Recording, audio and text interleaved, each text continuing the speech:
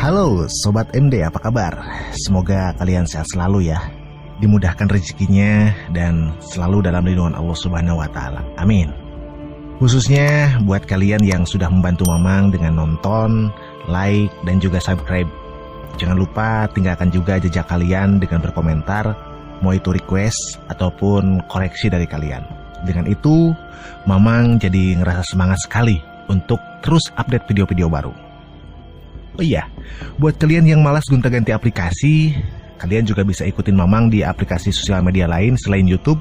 Untuk yang sering nongkrong di Facebook, kalian bisa follow akun Mamang yaitu MD Ngomik. Linknya ada di deskripsi ya. Juga follow Mamang di AppBS Station, nama akunnya Mang Komik. Oh iya, doain juga ya Mamang agar bisa ganti HP baru supaya bisa up durasi. Soalnya HP saat ini Mamang hanya bisa bikin durasinya 10 menitan aja. Soalnya kalau lama-lama itu suka nge-lag. Oke, sebelum Mamang lanjut ke cerita, Mamang mau mengingatkan nih, agar ceritanya nyambung, kalian bisa tonton video sebelumnya. Nah, silahkan cek di playlist ya. Yo, tanpa lama-lama, kita langsung saja ke ceritanya.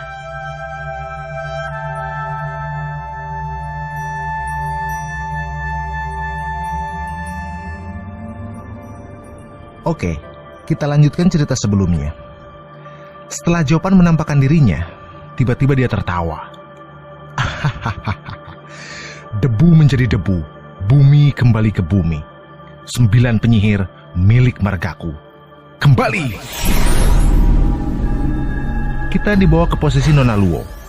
Dia terkejut karena tiba-tiba aura pancaran dari ray kematian semakin membesar.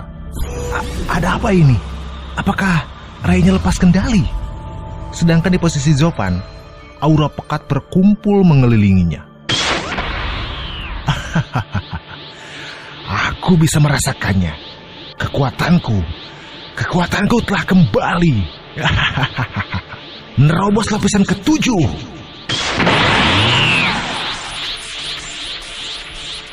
Ke-8.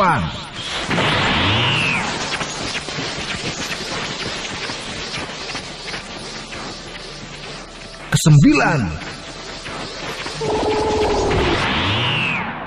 Menerobos puncak pondasian Rilem. Dengan terengah-engah, Jopan menstabilkan tubuhnya. Kekuatan sihirku hampir habis karena menggunakan teknik ini.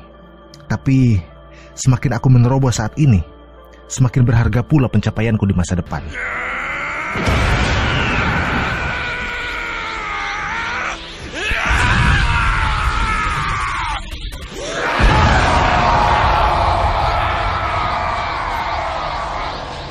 Aura yang besar memancar dari tubuh Zopan hingga mampu menerangi area sekitar.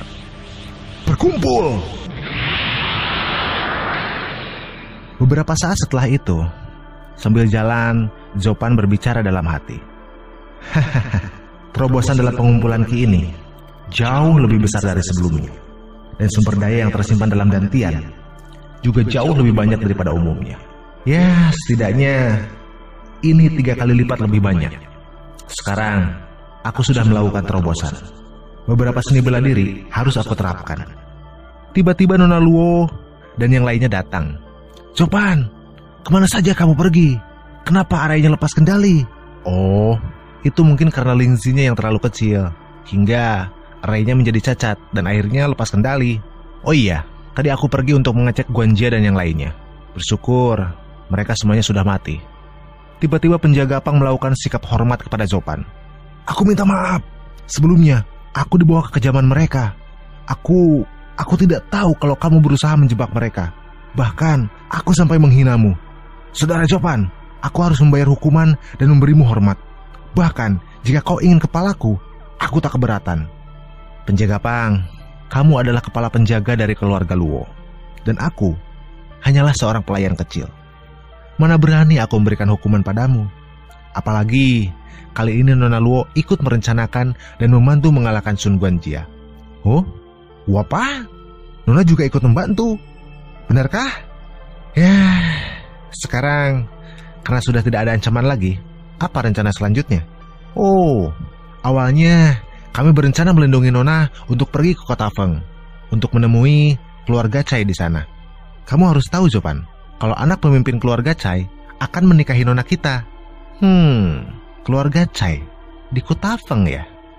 Keluarga Cai adalah keluarga besar pertama di kota Feng. Jika bisa memberikan Nona keluarga Luo kepada mereka, mungkin sihir hati bocah ini akan menghilang. Maka aku akan terbebas.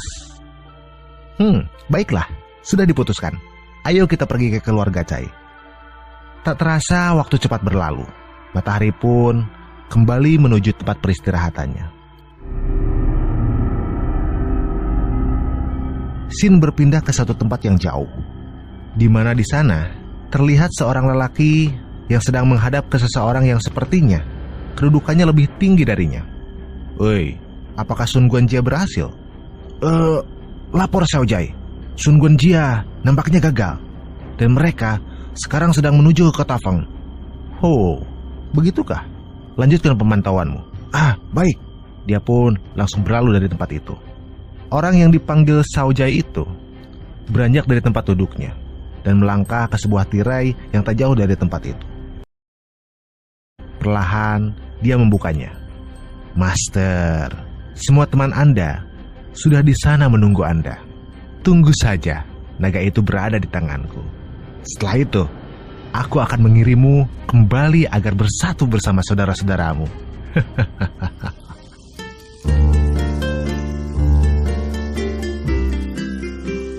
Kita dibawa berpindah ke sebuah kota kecil bernama Kota Angin atau disebut juga Kota Feng. Matahari bersinar dengan indahnya dan lalu lalang manusia disibukkan dengan aktivitasnya. Hari yang cerah dan indah membawa kebahagiaan bagi semua orang. Tak terkecuali untuk rombongan Zopan yang kini telah sampai di Kota Feng. Saudara Zhou, aku ingat bahwa kamu tidak pernah ke Kota Feng kan? Bagaimana? Ramai bukan? Zopan menjawab, namun dia hanya diungkapkan dalam hatinya. Apa bedanya gunung dengan desa? Semua sama saja. Sekarang, apa kita akan langsung ke keluarga Cai? Tidak, kita tak bisa langsung ke sana. Aku dan Yunhai akan bertemu dengan pemerintah kota ini. Nanti, kami akan menjemput kalian. Ingat, jangan kemana-mana dan jangan kabur. Siapa juga yang akan pergi, Nona? Merepotkan.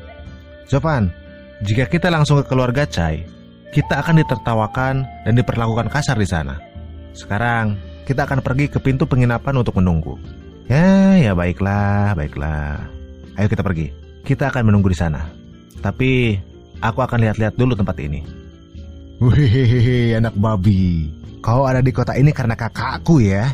Ingat itu. Tunggu saja kau. Jika calon kakak iparku sudah datang, kau harus menghormatiku.